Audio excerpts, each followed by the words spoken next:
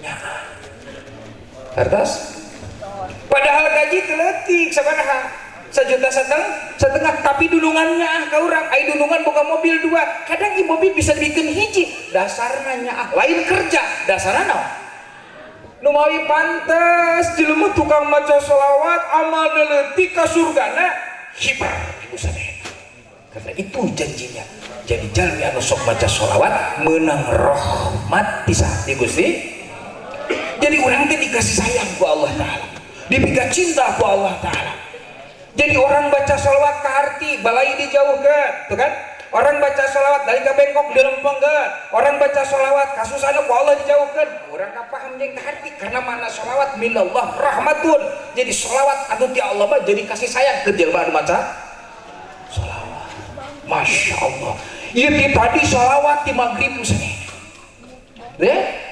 tadi sholawat misalnya Masya Allah diuh deui cenah kama qala Imam Abdul Al-Haddad itu ngadaukeun di sapali kitabna mantenna lamun wae urang diri dan jeung amal hararea misalnya jeung sabangsana maka sing loba maca sholawat maka sholawat itu bisa nganterkeun urang kana ke pintu kesuksesan baik di dunia maupun di akhirat Masya Allah terus kedua di malaikat jelema subhanahu dipangmentakeun hampura bahkan ayah malaikat opat punten babasana ayah opat malaikat Jibril, Mikail, Israfil, Ajrail beliau berjanji kepada Rasulullah SAW ya Muhammad siapapun di antara umat kamu yang mendawamkan membaca sholawat minimal sehari 10 kali maka kami saur malaikat Jibril akan membawa orang itu tangannya atau lengannya kami bakal dibawa di jembatan Shiratal Mustaqim dituntun ku malaikat lawan Masya Allah Allah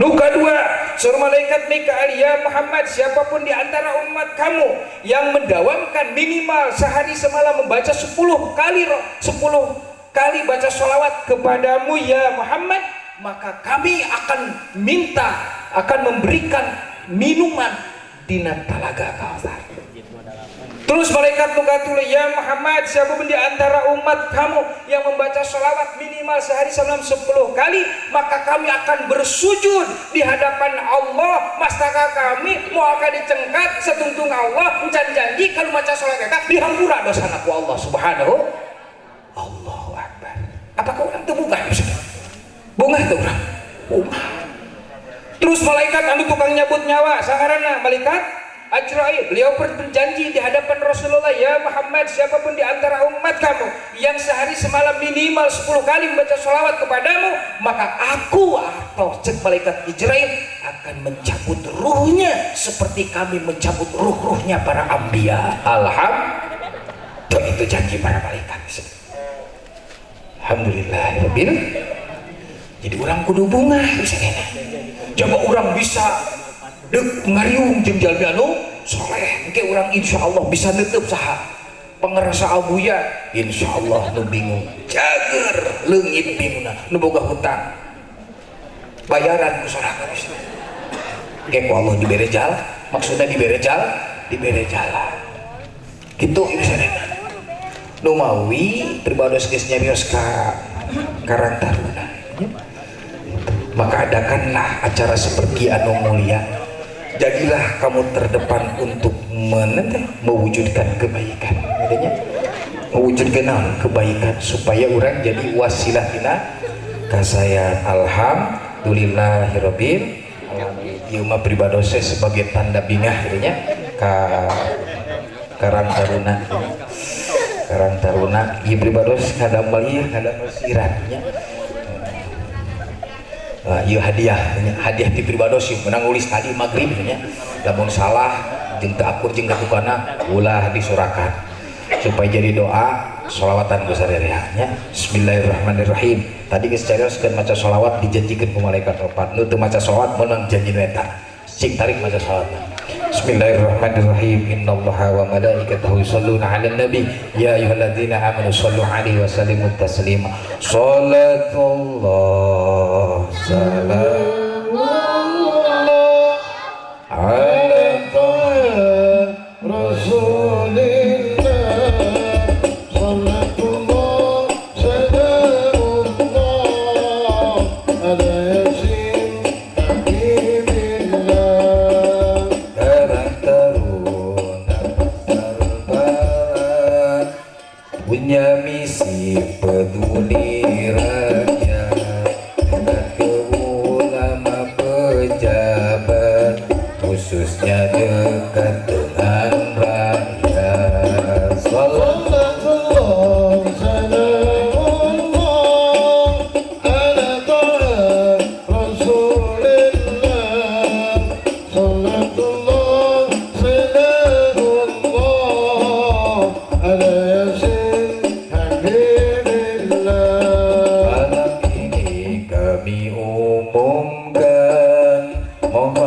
doa serta dukungan, urusan kami lancarkan, manfaat bagi semua orang. Salatullah salamullah ala taha rasulillah. Salatullah salamullah ala yasin habibillah. Kami ingin jadi bagian dari berbagai kegiatan keamanan, kebersihan, kami siap turun tangan. Salatullah salamullah ala taha rasulillah. Salatullah salamullah ala yasin habibillah. Misi kami peduli rakyat, mengajak ke semua masyarakat, Bapak Ibu serta kerabat, khusus yang di Pasar Barat. Salatullah salamullah ala taha rasulillah. Salatullah salamullah ala yasin habibillah. Seolah kami jalankan, tiap tahun kami adakan kegiatan pengajian agar kita tambah iman. Salatullah salamullah ala taha rasulillah. Salatullah salamullah ala yasin habibillah. Salli wa sallim wa barik alih. Mudah-mudahan ia merupakan pendukung kanggo marantena, doakeun kusadayana mudah-mudahan Karang Taruna Pasar Barat teras berjalan dina ngawuwuh urang kana kebaikan, oge berjalan teras dina khususna dina ngabentuk pengajian. Amin ya Allah ya rabbal alamin. Alhamdulillahirabbil alamin. Ti pribados di alam cekap sakit, mudah-mudahan anu deukeut nembe di awal dugi ke akhir anu leresin jadi ilmu anu manfaat, anu lepatna diangkat kekeliruan serta kebodohan pribados nyadira. Sip mawasofa awada makadar wabillahi taufiq wal hidayah. Wassalamualaikum warahmatullahi wabarakatuh.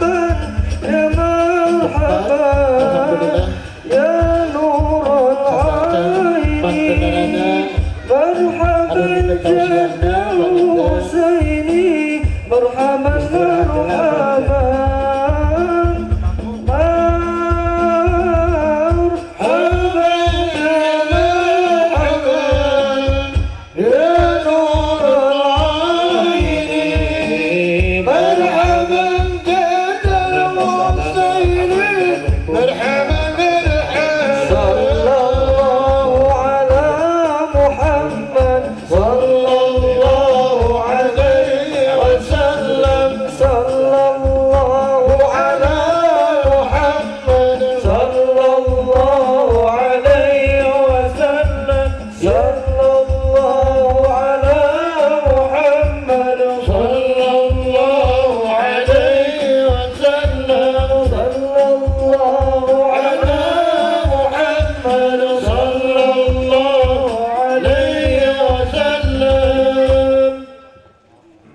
alhamdulillah tausiah anu ka tilu karsana guru urang sadayana Kiai Haji Irfan Al-Husaini parantos. Mudah-mudahan anu didugikan ku mantenanana saya jantan kaberkahan kami urang sadayana bajang maka ka bapak-bapak anu masih kena di pangker biasa ka payun ibu-ibu oge mangga.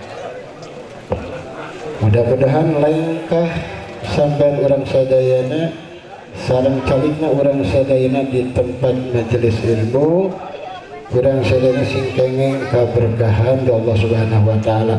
Saur Kang Agus ya pengajianna cenah teh urang teh nuju mabok mapak barokah. Mudah-mudahan diberkahkan rezeki urang sadayana yuswa urang keluarga urang sareng mudah-mudahan kengengna magfirah ti Allah Subhanahu wa taala. Amin ya Allah ya rabbal alamin. Sataacan panginten guru urang sadayana Profesor Dr. Abuya Kiai Haji Muhyiddin Abdul Qadir Al-Manafi MA ngadugikeun tausiahna urang sambil ngantos mantenanana istirahat urang sholawatan deui panginten kitunya. Siap Ibu? Siap. Mangga Ustaz Ali. Shalla wa sallama rabbi daiman abada alaika wal ali ma'a sadatina al-ghurari. Shalla wa sallama rabbi daiman abada alaika wal ali ma'a sadatina al-ghurari. Ya rabbal khalqi ya Allah ya sanadi syafi'a kulli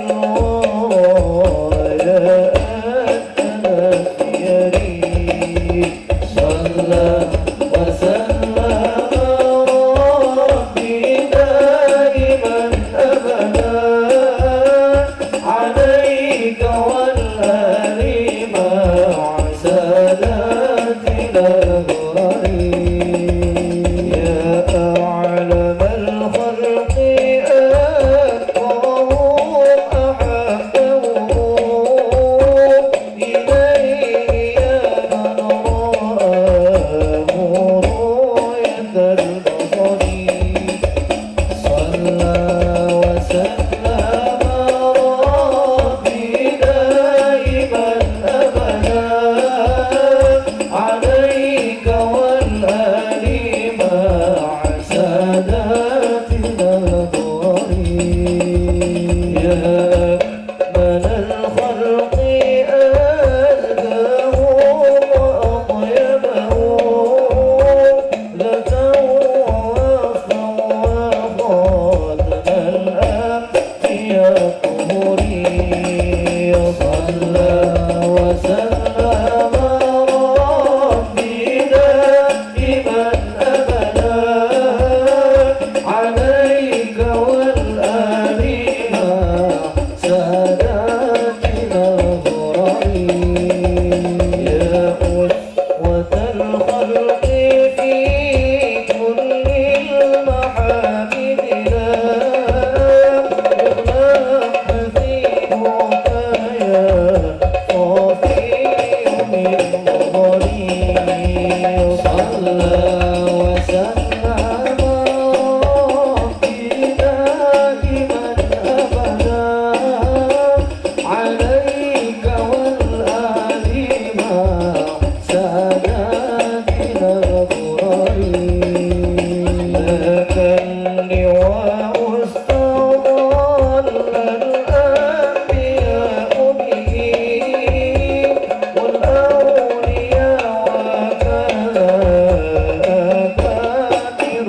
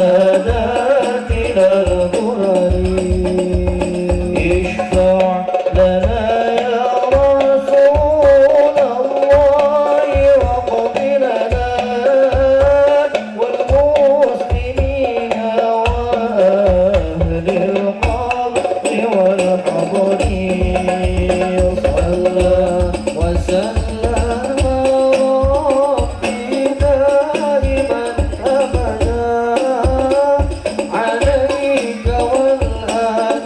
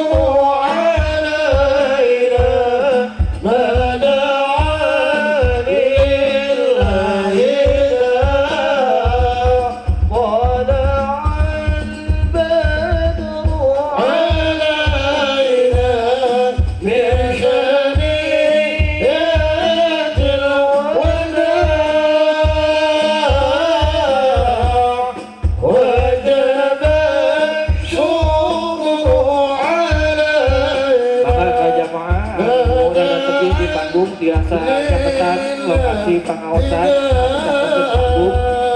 Alhamdulillah pangersana guru urang sadayana Abuya Profesor Dr.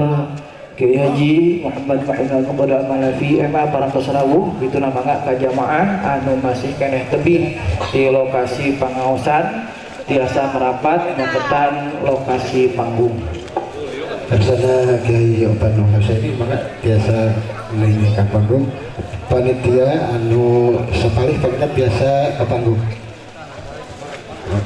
Hadirin rahimakumullah, urang sami-sami kupingkeun urang sami-sami niat anu sae urang kupingkeun kersana Profesor Dr. Abuya Kiai Haji Muhyiddin Abdul Qadir Al-Manafi MA laksanakan kemantenana mudah-mudahan mantenan di pemarinan kesehatan Allah Subhanahu wa taala.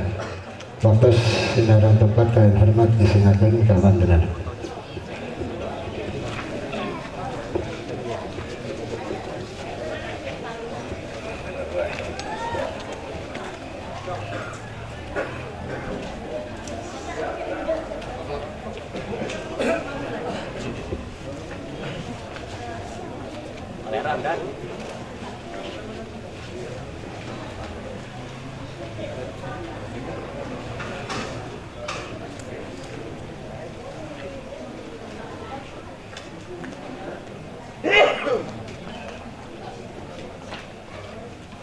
Assalamualaikum warahmatullahi wabarakatuh.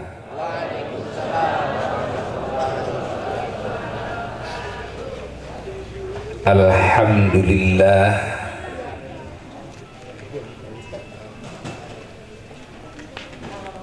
ala ni'matil imani wal islam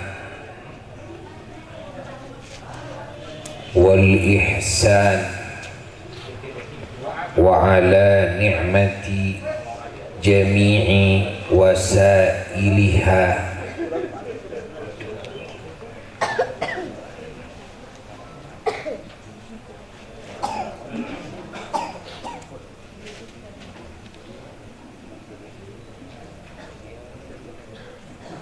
Khususan ala ajalliha wa a'zamiha wa huwa wujudu wa bi'thatu sayyidina wa maulana Muhammad sallallahu alaihi wa alihi wa sallam wal anbiya wal mursalin alaihimus salatu wassalam, thummal ulama wasyuhada wassalihina radhiyallahu anhum ajma'in. Walhamdulillah ala ni'matil hurriyah.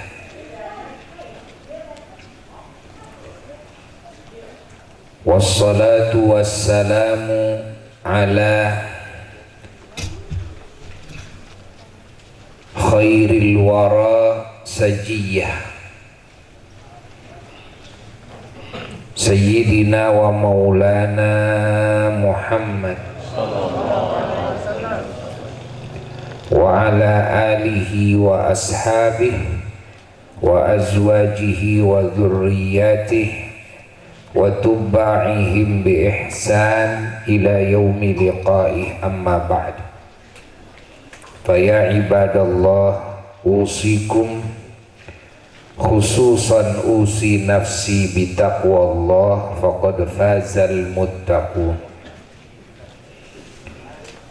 Para jemaah yang mulia, hadirin hadirat dan segenap umat Islam, khususnya umumnya seluruh bangsa Indonesia, muslim non muslim, yang sangat Abuya hormati, terkhusus para panitia penyelenggara acara yang mulia ini, dan acara ini acara yang jika dilihat dari sebahagian sisi maka pasti semua bangsa Indonesia akan sepakat, yaitu dari sisi mensyukuri nikmat, dari sisi mengingat jasa-jasa para pahlawan kemerdekaan Republik Indonesia, dari sisi menghormatinya yang lalu dilambangkan dengan bendera merah putih, sehingga bangsa Indonesia sama-sama menghormati merah putih, karena merah putih dijadikan lambang kehormatan bangsa Indonesia, kemuliaan bangsa Indonesia, dan juga dituangkan dalam Pancasila, sehingga kita semua menghormatinya. Lalu juga dari sisi menauladani sifat-sifat mulia, niat-niat mulia,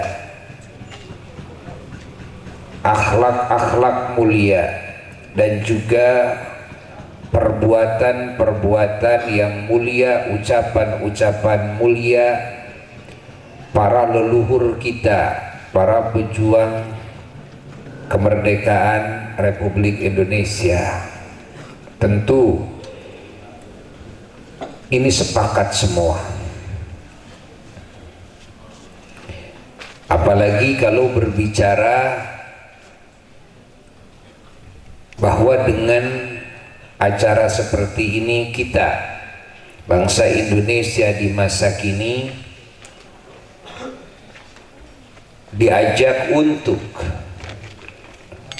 mengawal dan menjaga keutuhan kemerdekaan yang sudah dibangun oleh para leluhur kita, dijaga dari perilaku-perilaku orang-orang yang akan menjajah dengan segala bentuk penjajahan, karena bentuk penjajahan itu banyak macamnya.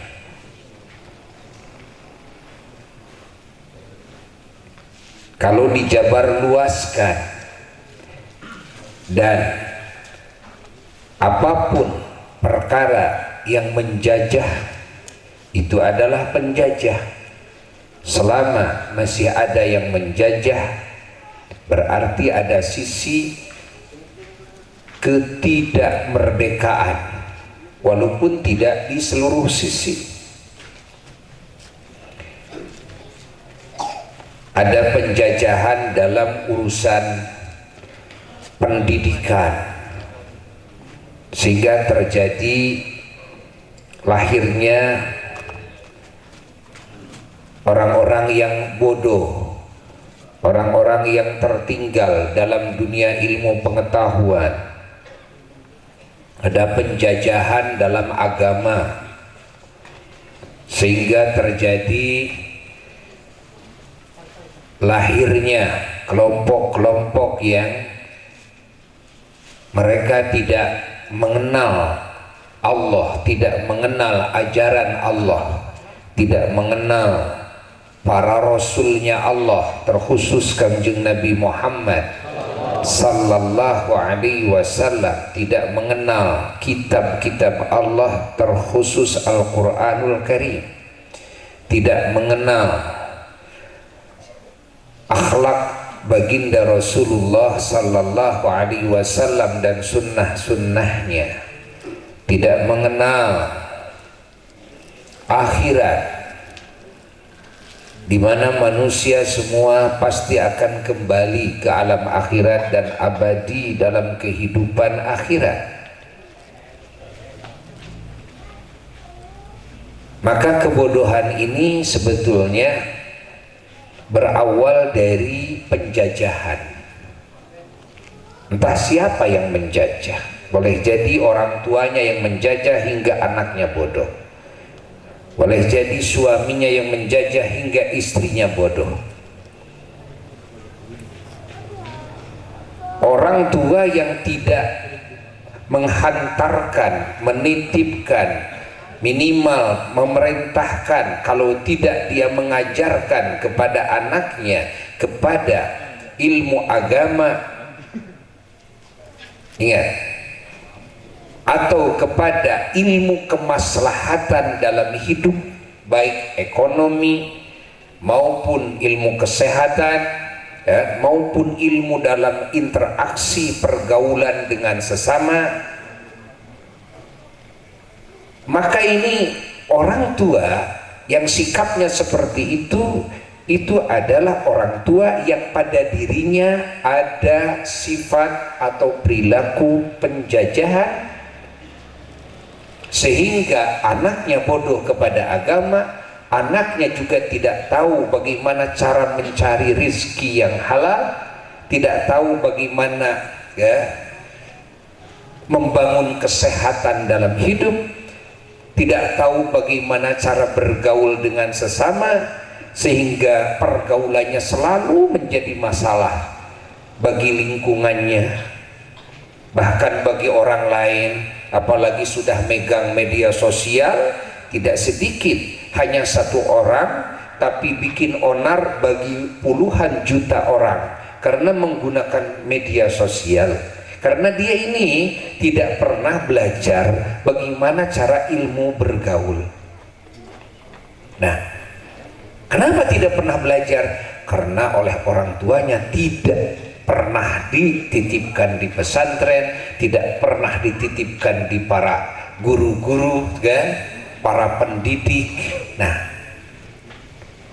ini orang tuanya kalau tidak peduli anaknya, mau bagaimana nanti nasibnya, terutama dalam pengetahuannya, dalam akhlaknya, dalam akidahnya, dalam niat, perbuatan, pikirannya dan ucapannya, kemaslahatan hidupnya, maka orang tuanya sebetulnya dia sudah menjajah anaknya. Ini harus difahami oleh kita semua. Tidak sedikit sekarang karena orang tuanya tidak peduli, atau orang tuanya memperalat anaknya demi kepentingan dirinya pribadi, sehingga anaknya tidak bisa pesantren, tidak bisa sekolah, ya, tidak bisa belajar kemaslahatan hidup. Nah ini sama juga dengan penjajah. Pahami oleh kita. Begitu pula sang suami, di mana suami itu punya kewajiban mendidik istrinya, baik urusan agama maupun urusan kemaslahatan hidup. Tapi sang suami memperalat istrinya, ya, hanya untuk kepentingan dan kesenangan pribadinya saja, sehingga di dalam urusan agamanya istrinya tidak bisa, tidak ada waktu, tidak ada kesempatan untuk mengaji, dididik oleh suami tidak, dititipkan kepada ustadzah juga tidak, kan? Mau ngaji juga dilarang. Karena apa? Karena alasan untuk membantu suami, memenuhi keinginan suami. Pada akhirnya istrinya terkurung, sehingga istrinya bodoh, tidak tahu urusan agamanya sendiri, tidak tahu Tuhannya sendiri, padahal KTP-nya muslim, tidak tahu nabinya sendiri, sehingga tidak punya pegangan hidup, hanya taunya berdandan menyenangkan suami. Begitu mau berangkat ke pengajian dilarang sama suami, diajarin juga tidak. Nah ini suami seperti ini juga termasuk penjajah, namun dalam bidang pendidikan. dalam bidang agamanya, dalam bidang ada ekonominya, macam-macam. Karena kita tahu mana penjajahan itu adalah ketika seseorang tidak memenuhi hak orang lain yang memiliki hak. Sekali lagi, penjajah itu tidak memenuhi hak siapapun yang memiliki hak, tidak melaksanakan kewajibannya. Kalau suami tidak melaksanakan kewajibannya kepada istrinya, yakni tidak memenuhi hak-hak istrinya, istrinya harus ditiduri, enggak, malah rajin tidurnya di pos hansip, malah sudah kawin lagi sama jejer jeung useup. Nah contoh kan, lalu istrinya tidak ditempatkan di rumah yang layak tinggal, ya. Atau istrinya juga tidak dikasih resiko buat makan, minum, kan? Nah, contohnya ini, pakaiannya, sehingga istrinya harus mencari duit sendiri. Akhirnya istrinya ke pasar. Ada istrinya kerja di rumah tangga, ada yang istrinya kerja itu dan ini. Karena istrinya merasa saya harus makan, harus memenuhi kebutuhan saya juga, sementara suami tidak ngasih duit, ya. Nah, ini suami, termasuk suami yang menjajah istri, ya. Karena apa? Karena hak istri ini direbut oleh dia, dirampas oleh dia. Kewajiban kepada istri, ya, tidak dijalankan. Sebaliknya, istri juga punya kewajiban bagi suaminya, yakni suami juga punya hak kan atas istrinya. Contoh, istrinya harus menyerahkan dirinya, ya, untuk dinikmati oleh sang suami umpamanya, lalu istrinya menahan diri, ya, atau bersyarat jika ingin dinikmati oleh suaminya boleh kan, kalau mau tidur sama saya tapi tolong belikan dulu bakso, ya mending lah.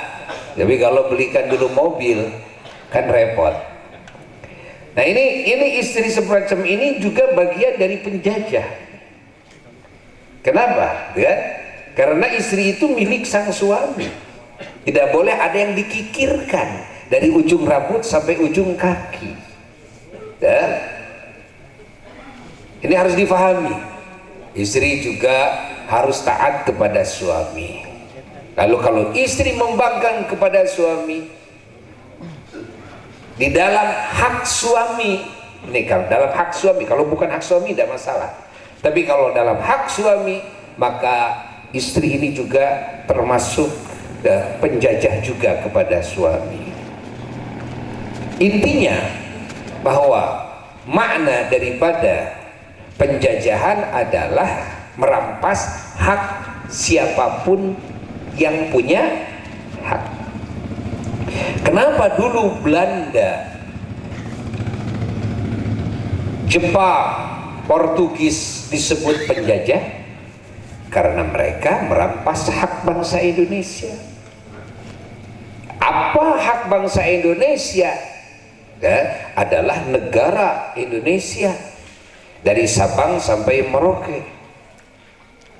Ini hak bangsa Indonesia, dirampas kekayaannya. Lebihnya lagi, mereka bangsa Belanda bukan cuma merampas harta dulu itu, hak untuk pintar juga dirampas, hak untuk beragama, melaksanakan agama juga dirampas. Konon menurut cerita orang tua kita, para guru-guru kita dulu, pesantren-pesantren Islam itu dulu itu dilarang, dan yang diizinkan pun juga itu bersyarat yang dikajinya tidak boleh dari 3 kitab katanya, pokoknya asal 3 buku saja, Quran kan, apalagi pokoknya asal 3 buku. Walaupun pada nyatanya ya, politik para ulama berjalan ya, maka tetap yang dibaca semua ya, tapi dulu itu tidak dikasih izin, disebutnya bisluit ya, kalau tidak mematuhi pemerintah Belanda saat itu. Apa ya, sebagai salah satu ulama di Bandung ini, ayahanda Memaki Haji Ahmad Thaha Mustawi rahmatullah alaih rahmatan wasiah menceritakan ke Buya, dulu itu begitu, dulu itu begitu. Makanya dalam Quran cetakan zaman Belanda, para ulama menyisipkan, ingat, menyisipkan apa? Kode kepada semua umat Islam. Apa kodenya? Kodenya adalah dalam surat Al-Kahfi. Di situ ada tulisan yang dikasih merah. Sengaja tulisannya dibesarkan. Ini kan namanya siasat, ya. Apa di sana? Firman Allah, wal yatalattaf. Terus wala yus'iranna bikum ahada.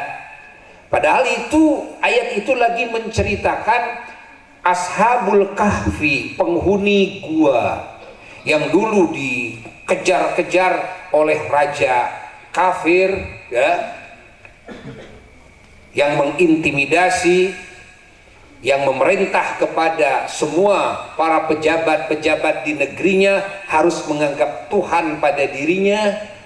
Akhirnya ada 7 para menteri ya, yang beliau-beliau ini dikasih hidayah oleh Allah dan dikasih ma'rifat, hatinya mengenal Allah, keyakinannya teguh kepada Allah, la ilaha illallah, yang tidak mau menyembah kepada rajanya. Akhirnya memilih kabur semuanya bareng-bareng, kabur semuanya. Nah, kaburlah. Ada salah seorang menteri yang punya anjing, nama anjingnya itu Kitmir atau Rayyan, namanya itu. Yang 7 itu sering dinadomkan karena sebagian ulama ahli hikmah mengatakan kalau kita rajin membaca menyebutkan nama-nama para wali-wali ini, maka akan datang pertolongan Allah. Dan juga dalam keterangan wa inda dzikri sholihin tatanazzalur rahmatu, jika disebut orang-orang yang soleh, nama orang-orang yang soleh, otomatis rahmat dari Allah turun, kasih sayang Allah turun, akan dihujankan kepada orang yang menyebut-nyebut nama orang-orang soleh. Dan maka di kita ada budaya membaca manakib, membaca kitab Maulid Nabi, kan?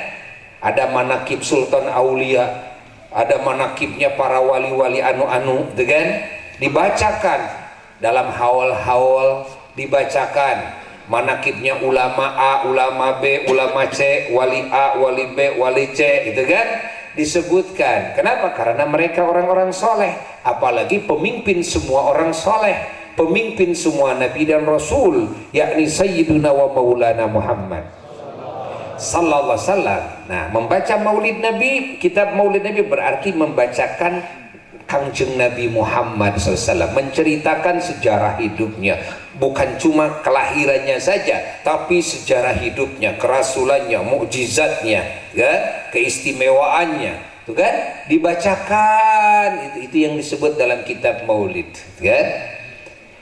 Nah, kalau menyebut nama orang soleh itu akan turun rahmat, ya akan turun rahmat, maka suka dibacakan itu. Dinadomkan muksalimi natamliho martunus nainunus, terus saribunus, terusnya dunuwanus pulaistat yunus kitmir, kan? Nah ini ada cerita ini, setelah ini kabur ke gua, ya, Lalu anjingnya itu menjaga majikannya di pintu gua tersebut, lalu tidur istirahat karena capek jalan, perjalanan jauh ya, di malam hari lalu juga di siang hari. Akhirnya capek istirahat, tidurlah. Begitu bangun tidur, lapar ceritanya nih, lapar. Ada yang saling bertanya, kita ini tidur ya, insya Allah kenyang banget nih ya, berapa jam kita tidur? Ini paling setengah hari kita tidur, padahal 309 tahun itu tidurnya, itu 309 tahun ya, Masya Allah. Jadi kalau kalian di pengajian tidur cuma 1 jam itu masih belum ada apa-apanya. Ini Ashabul Kahfi tidurnya berapa tahun? 309 tahun. Bayangkan, sudah ganti kerajaan dengan kerajaan raja yang soleh. Rajanya juga udah ganti kerajaannya, udah hilang keluarganya semuanya, anaknya udah gak ada, cucunya. Bayangkan 309 tahun sampai cucunya gak ada, yang ada tuh cicit di bawah cicit ya. Akhirnya ini tidak sadar kalau tidurnya itu segitu lamanya. Lalu coba siapa salah seorang yang berangkat ke kota menyamar ya, beli makanan lah, beli roti, makanan ya. Tapi amanat semuanya kepada yang seorang itu. Waliyatalattaf wala yusy'iranna bikum ahada. Tapi ingat, kalian harus lantip. Kalau bahasa Sunda itu apa? Lantip. Waliyatalattaf itu apa lantip bahasa Indonesianya? Harus rapi, bukan lemes, lemes meleles bahasa Indonesia. Harus rapi, pokoknya artinya jangan sampai seorang pun ada yang merasakan, yusy'iranna itu, yang merasakan bahwa kamu itu adalah yang kabur itu. Jangan sampai tertebak, artinya gitu kan. Jangan sampai tertebak siapapun, jangan sampai ada yang menyangka siapapun, seorang pun. Baik, berangkatlah ke pasar. Jalan perjalanan itu lama karena kan di gunung. Kalau sekarang kan Gunung Ashabul Kahfi, Buya sudah beberapa kali ke sana. Ya sekarang sudah dekat ke kota, ya kan? Tapi kan dulu bukan, memang gua yang terpencil, kan? Gak ada orang yang berani ke sana saking jauhnya. Nah, akhirnya lama perjalanan sampai ke pasar. Begitu sampai ke pasar beli makanan. Begitu beli makanan dibayar sama duit, ya tidak sadar duitnya kan duit zaman 305 tahun yang lalu ya, bingung nih tukang dagang, bingung, ini kamu siapa nih, kenapa ini kamu gini, emang kenapa kan ya, kenapa, yang bener aja, ini kan duit bukan duit zaman sekarang ini loh, masa iya nih, ini pede saja ini kita mau bayar roti, beda aja pakai duit ya, rasanya duit hari itu kan ya. Makanya siapa nih ini ngotot, semakin ngotot semakin dicurigai, ini siapa ini orang mana ini bawa-bawa duit yang zaman 300 tahun yang lalu kan. Akhirnya lapor sana kemari, ribut, orang pasar namanya juga di pasar kan. Akhirnya ya, bawa kamu ya, nih mau macem-macem nih itu kan. Ini siapa kamu nih? Akhirnya diadili. Begitu diadili, beliau merasakan bahwa beliau mengetahui dari cerita-cerita orang-orang saat itu bahwa rajanya sudah ganti. Begitu diteliti dari uang, terus diceritakan ini uang sekian ratus tahun yang lalu, gitu kan? Kamu itu siapa? Akhirnya dia ngaku, ya. ngaku saya anu. Wah, oh, saya anu udah nggak hilang, udah 300 tahun yang lalu itu udah hilang nih nama kamu itu. Kamu jangan macem-macem kamu ngaku-ngaku nama anu itu kan. Kamu punya keluarga? Punya. Istri saya anu kan, anak saya anu disebutin itu. Rumah saya di kampung anu yang bener itu ada itu nama orang-orang cerita dulu tuh, dulu ada orang yang kabur dulu, meninggalkan istrinya, meninggalkan anaknya, meninggalkan rumahnya, hilang dulu, tapi 300 tahun yang lalu ya. Bener kamu tuh, coba kalau kamu nama anu, ayo di mana rumah kamu? Akhirnya diikuti oleh banyak orang. Wah, semuanya ngikuti, ini orang nih ngaku-ngaku itu kan. Ya memang dianggapnya pertama-tama dusta, dianggapnya mau nipu nih dianggapnya. Sampai ke rumahnya, nah ini rumah saya. Bohong, ini bukan rumah kamu. Diketuk, keluar itu sudah ya baunya ya udah nggak kenal. Ini yang nggak kenal kaget, ini kok rumah saya kok diisi orang lain. Kata tuan rumah, kamu siapa? Saya nama Anu. Kamu siapa? Saya Anu. Teringat ini buyutnya ini ya, baunya ini teringat. Punya leluhur dulu, bau saya namanya Anu, pernah menghilang dulu katanya. Akhirnya ceritanya kebongkar di situ. Jadi cerita yang ajaib di negeri itu, sampai rajanya saja pingin ketemu karena punya catatan sejarah dulu itu. Ini ada orang aneh nih, orang aneh 305 tahun yang lalu masih hidup ini kan. Yang kabur dulu itu kan 7 orang kan, menteri-menteri semua, orang yang tercatat dalam sejarah semuanya ya. Akhirnya diiringi ini Ashabul Kahfi yang seorang ini diiringi oleh ribuan orang, termasuk raja, termasuk para menteri-menteri yang ada di zaman itu, pingin ketemu dengan 7 menteri yang dulu itu. Lalu sudah dekat ke gua, minta tunggu di sini, saya mau cerita dulu kepada kawan-kawan saya. Lalu masuk ke gua, lalu cerita, ternyata kita terbongkar rahasia kita. Ternyata kita ini tidur bukan setengah hari, bukan 1 hari, 305 tahun. Oh, yang bener aja ya. Ini sekarang rajanya udah ganti kan, rajanya ada udah ganti kan, udah beberapa kali ganti ini kan. Cerita terus gimana sekarang? Nah, rajanya memang rajanya sudah raja orang yang soleh itu kan, sudah ya. Kita sekarang lebih asyik berdekatan dengan Allah. Ini kan suatu hal yang memang di luar kebiasaan manusiawi ya. Khawatir jadi fitnah dan khawatir kemakrifatan kepada Allah ini terganggu. Nah, akhirnya sudah, sekarang kita berdoa saja kepada Allah.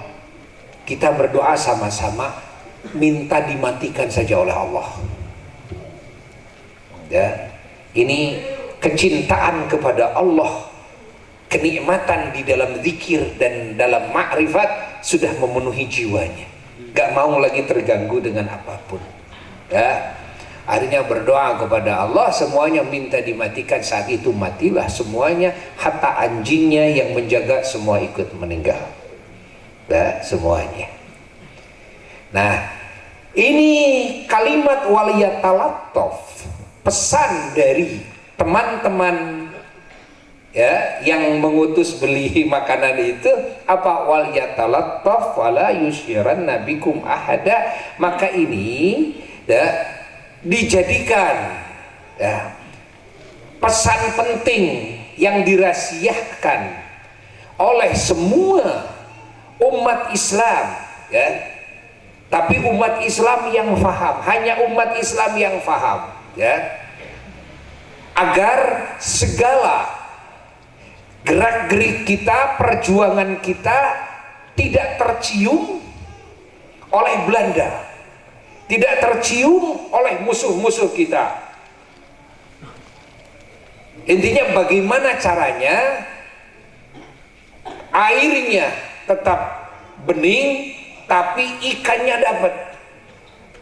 China heran, lauknya benang. Ini harus betul-betul rapih. Gitu kan? Pakai politik siasat yang rapih sehingga semua pesantren akhirnya semua kitab dikaji. Masya Allah. Itu yang dijadikan dalam-dalam dulu di zaman Belanda kan para wali. Seolah-olah kan para dalam ini, para wali ini tunduk kepada pemerintah Belanda. Ini kan dibikin dalam oleh Belanda. Dibikin apa namanya, surat instruksi, surat tugas juga oleh Belanda. Tapi saking lembutnya, saking rapihnya, Masya Allah kan? Siasat politiknya, ini para pejuang-pejuang saat itu Belanda sendiri tidak bisa mencium kan? Belanda sendiri tidak memprediksi, tidak merasakan bahwa dalam-dalam ini, Masya Allah, sebetulnya punya rencana yang lain, ingin menggulingkan pemerintahan Belanda, ingin merebut hak-hak bangsa Indonesia. Ingat itu. Ini Belanda ini tidak pernah mencium. Saking hebatnya dalam saat itu, karena dalamnya itu para ulama dan para wali. Disebutnya juga dalam, pengakuan dari Belanda. Kenapa disebut dalam? Karena saking dalam keilmuannya. Karena yang dijadikan dalamnya juga para wali, orang-orang cerdas, orang-orang yang mustajab doanya, orang-orang yang sakti mandraguna. Sehingga Belanda juga mengakui. Nah, ini yang harus dijadikan dalam.